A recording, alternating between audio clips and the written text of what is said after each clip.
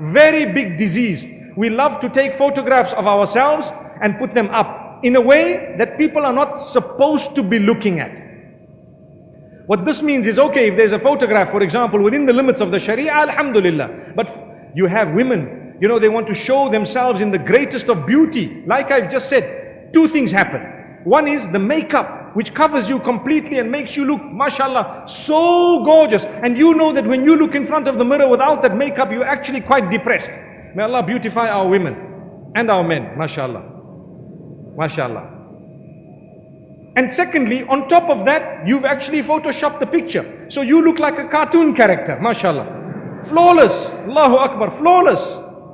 And what happens? We put up these pictures, we have profile pictures, and guess what? When people say, you look gorgeous, we say, Jazakallah khair.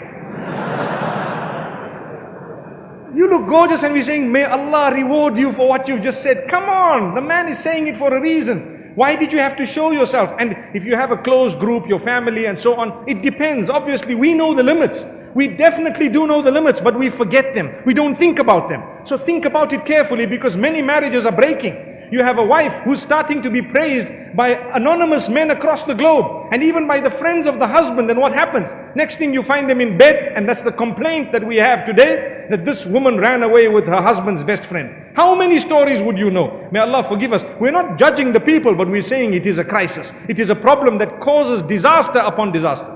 And where did it start? With a few photos on Facebook. And then we have the leg showing. And then we have the arm showing. We want to show the chest, and we want to show everything else. And subhanallah, before it was only the food.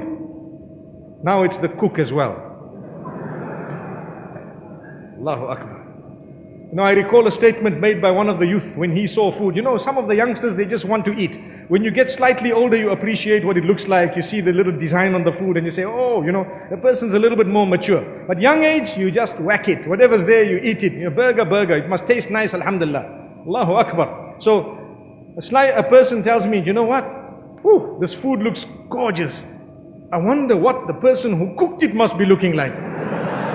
So I told him, oh, there's the chef. And he was a fat guy with a long, big hat. And he says, how are you? I said, there you are, mashallah. May Allah forgive us, really.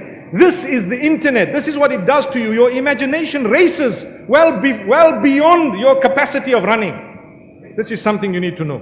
Your imagination races well beyond your capacity of running. Your imagination, you cannot keep up with your own imagination. This is what happens. Why? Because it's beautified. Whoa, you see this. Trust me, if you saw this brother in real life, you would not even want to look at him twice. Obviously, with all due respect, but I'm using the term brother because we don't want to use the word sister. But sometimes people pretend like, oh, gorgeous. Be honest. Hey, look, this is me. Normal, general me, and that's what it is. Subhanallah. Don't try and impress beyond who you really are.